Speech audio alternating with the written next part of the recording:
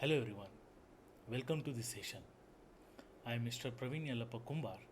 Today we want to see free space path loss model. The learning outcome of this topic is at the end of this session, student will be able to relate the concept of freeze equation to free space path loss model. That is we call as a freeze equation.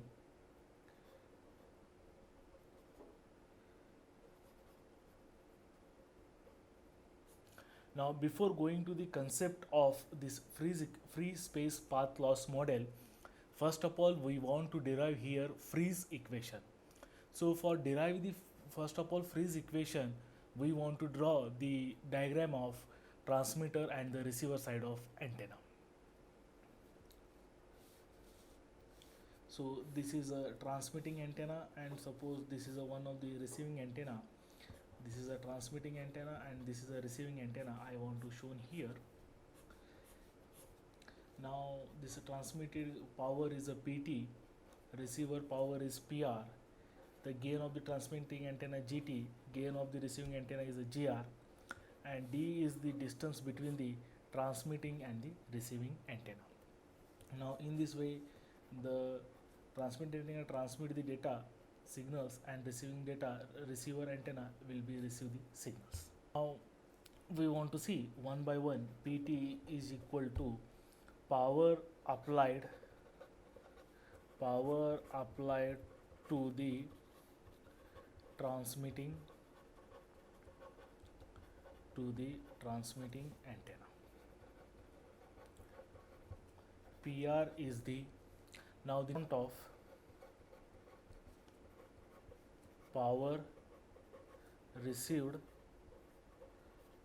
power received at the receiving antenna.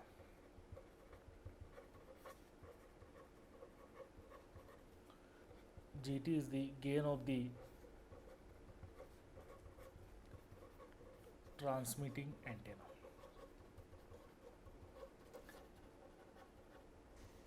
Here is the gain of the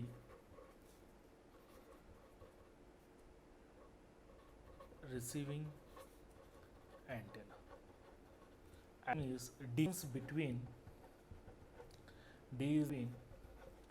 transmitter and the receiver antenna. Sometime it is called as T by R separation, or it is also called as transmitter receiver separation. So for the derive of freeze equation, we want to assume certain assumption. So what are the assumptions? Antennas are lossless. Now the antennas are lossless means what? Whatever the I want to transmit the signal from the transmitter side, that all the signals will be received at the receiver side. So here we will assume that 100% data will be transmitted from transmitting antenna to the receiving antenna. So here we assume to derive the freeze equation, the first assumption is antennas are the lossless. Now the second thing is that antennas are isotropic.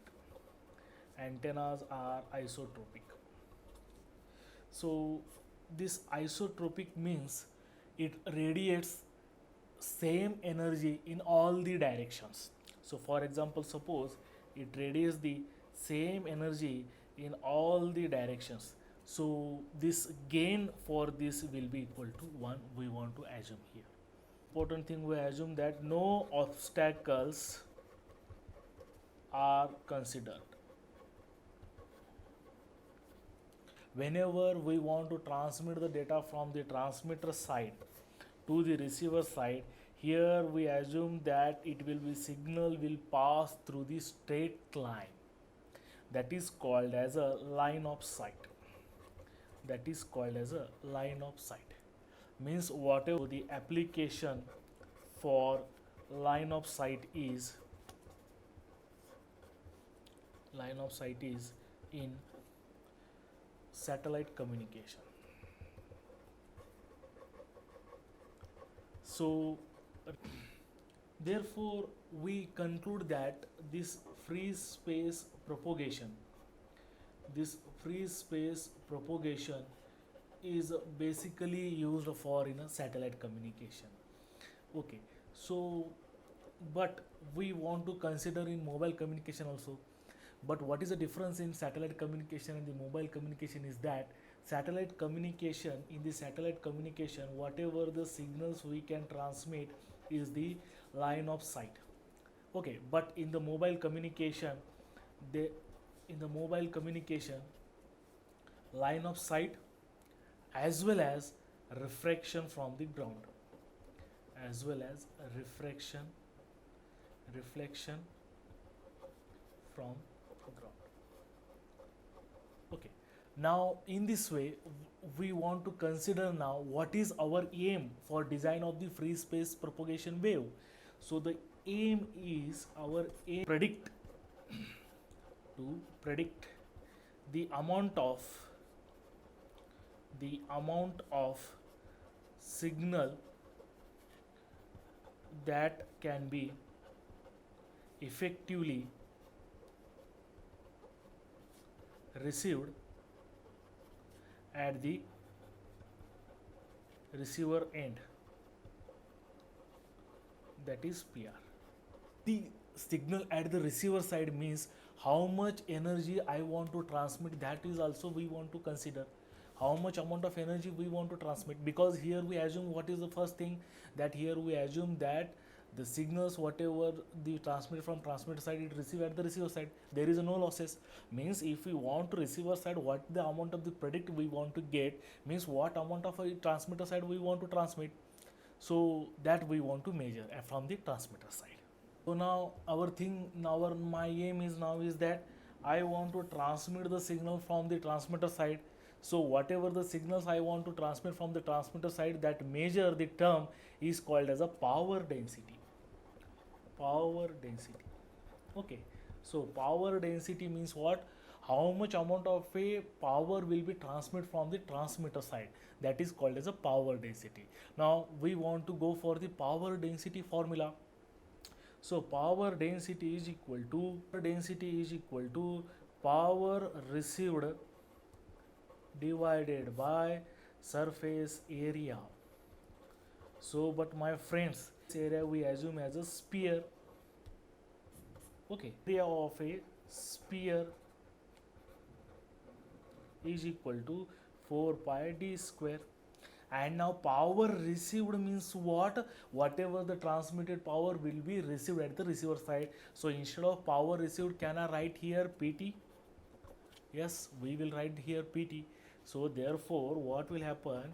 Power density is equal to PT divided by 4 pi d square. Now the question is that here we assume that gain will be 1. Here we assume that, suppose this is equation number 1. Here we will assume that gain will be 1. But when you consider the directional antenna, at that time gain will not be equal to 1. Okay, so for example we will consider one more antenna, that is called as a dipole antenna. For example, suppose I will consider as a dipole antenna. So what I want to give dipole antenna, so I want to draw the characteristics of the dipole antenna. What is the characteristics of the dipole antenna? Dipole antenna characteristic is that it will radiate at two sides. And if you observe, my friends, whether the gain will be constant here, no, gain will not be constant here. The gain will be changes. See here gain will be low, and at that side the gain will be large.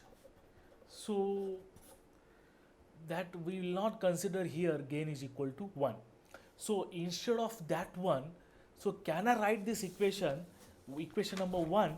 If you observe, see here, this equation number 1, can I write here power density is equal to PT GT divided by 4 pi d square.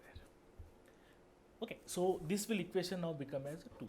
This is what for the generalized problem. This is for the generalized, because in this one I will consider as a dipole antenna. So each type we want to consider the gain for the different transmitting antenna.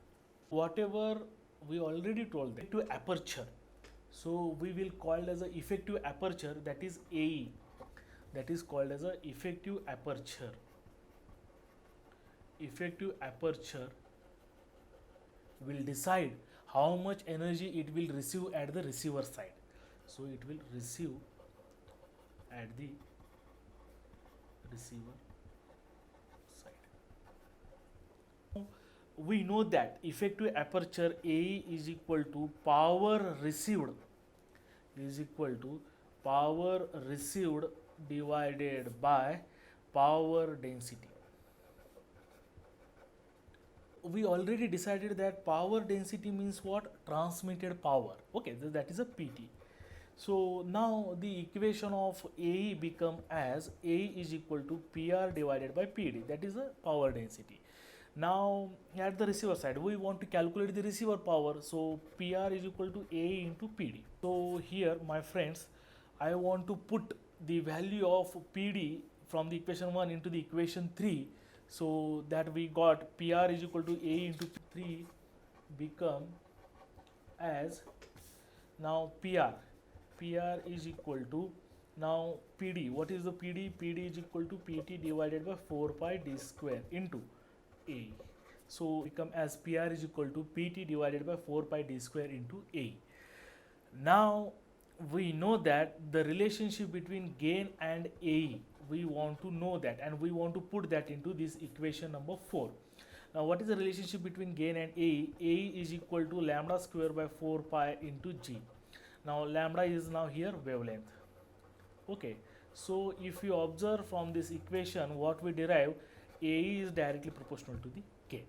So we want to put this equation of AE into the equation number 4, though what we get, PR is equal to PT divided by 4 pi d square into lambda square by 4 pi, that is G.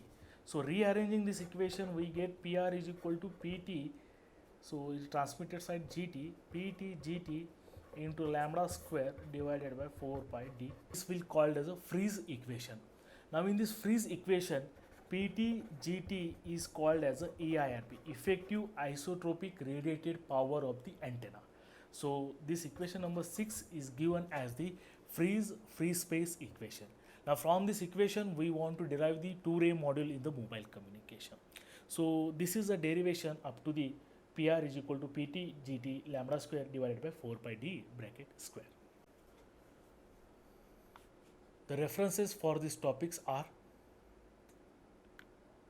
thank you.